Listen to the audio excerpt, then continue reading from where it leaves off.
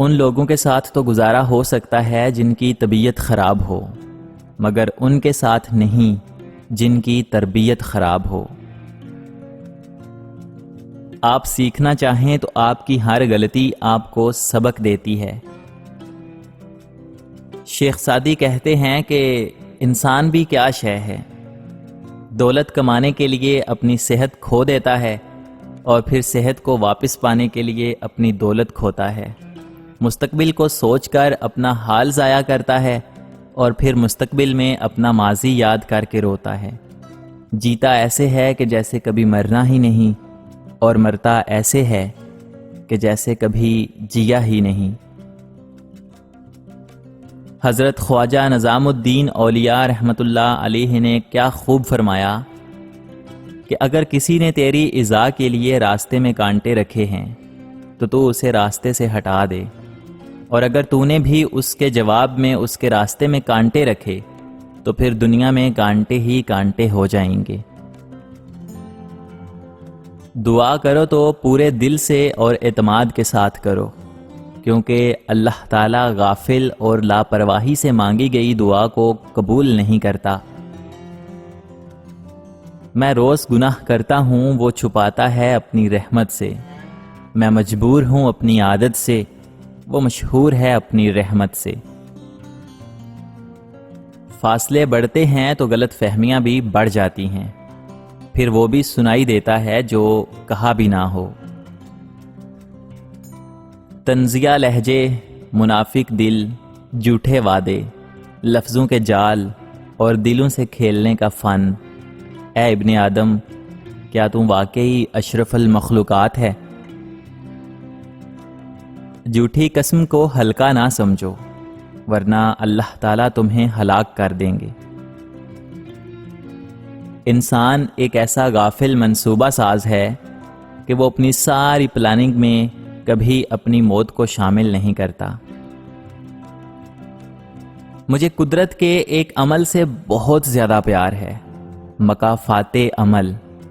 ایک سکون سا اندر اتر جاتا ہے یہ لفظ سن کر کہ جو جیسا کرے گا وہ ویسا ہی بھرے گا۔ جسم پر داغ ہونا روح پر داغ ہونے سے بہتر ہے۔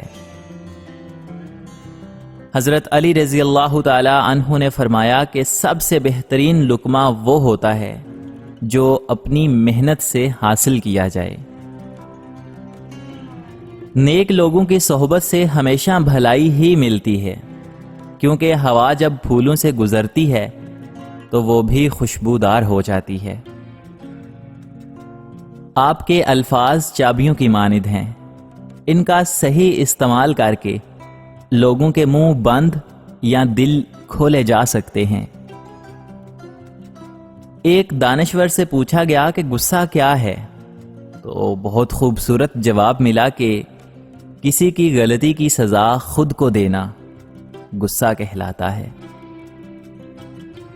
جب کوئی آزمائش شروع ہوتی ہے تو اس وقت تک ختم نہیں ہوتی جب تک اس سبق کو سیکھا نہ جائے جو اس میں چھپا ہوتا ہے۔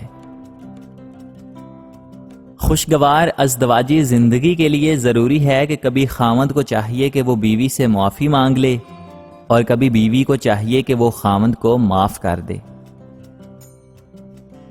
میں نے بس یہی سیکھا ہے کہ کسی کے پاس رہنا ہے تو تھوڑا دور رہنا چاہیے۔ شوہر نے 2 تھپڑ مار کے موٹی سی گالی دی، عورت نے گود میں بیٹھے بچے کی طرف دیکھا اور سہ گئی۔ بعض دفعہ خاموشی وجود پر نہیں، دل پر اترتی ہے، پھر اس سے زیادہ مکمل، خوبصورت اور بامعنی گفتگو کوئی اور چیز نہیں کر سکتی، اور یہ گفتگو انسان کی ساری زندگی کا حاصل ہوتی ہے، اور اس گفتگو کے بعد ایک دوسرے سے کبھی دوبارہ کچھ کہنا نہیں پڑتا، کچھ کہنے کی ضرورت ہی نہیں رہتی۔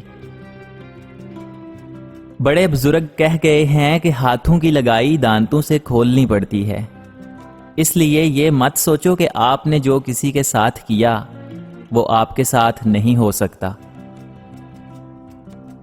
کبھی کبھی ہم خود سے بھی اتنا دور ہو جاتے ہیں کہ چاہتے ہوئے بھی اپنے من میں جھانک نہیں پاتے۔ بیزاری کی ایک کیفیت نہیں، مکمل اذیت ہے۔ اچھے الفاظ پر کچھ خرچ نہیں ہوتا، لیکن اچھے الفاظ سے بہت کچھ حاصل ہوتا ہے۔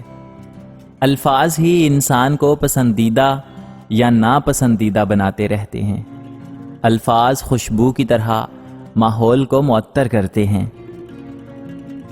فاتحہ لوگوں کے مرنے پر نہیں، بلکہ احساس کے مرنے پر پڑھنی چاہیے، کیونکہ لوگ مر جائیں تو صبر آ جاتا ہے، مگر احساس مر جائے تو معاشرہ مر جاتا ہے۔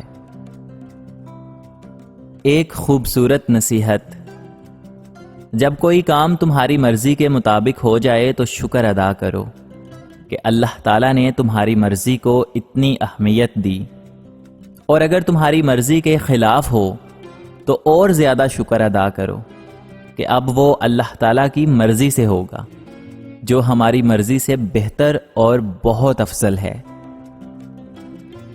موت کو یاد رکھنا نفس کی تمام بیماریوں کا علاج ہے۔ رشتوں کی خوبصورتی ایک دوسرے کی بات کو برداشت کرنے میں ہے۔ بے عیب انسان تلاش کرو گے تو اکیلے رہ جاؤ گے۔ ایک مرتبہ ایک چڑیا رزق کی تلاش میں کافی لمبا سفر گزارنے کے بعد واپس اپنے گھونسلے میں پہنچی تو اس کے بچوں نے پوچھا، ماں تم نے بڑا سفر طے کیا، ہمیں بھی ذرا بتاؤ کہ آسمان کتنا بڑا ہے۔ چڑیا نے اپنے بچوں کو اپنے پروں میں سمیٹتے ہوئے نہایت اطمینان بھرے انداز میں جواب دیا، بچوں یاد رکھنا، والدین کے سائے سے بڑی کوئی چیز دنیا میں نہیں۔ کچھ لوگ کتنے عجیب ہوتے ہیں، اوپر سے خاموش، اندر سے پوری کتاب، اور بہت کم لوگ ہوتے ہیں جو اس کتاب کو پڑھ سکتے ہیں۔ یہ جو نرم دل کے لوگ ہوتے ہیں نا، یہ غصے میں بھی رونے لگتے ہیں۔ امام شافعی رحمت اللہ علیہ فرماتے ہیں کہ لوگوں کی باتیں پتھروں کی طرح ہوتی ہیں، ان کو پیٹھ پر لادو گے تو یہ پیٹھ ٹوٹ جائے گی، ان کو اپنے قدموں تلے ایک برج بنا لو تو ان پر چڑھ کے بلند ہوتے جاؤ۔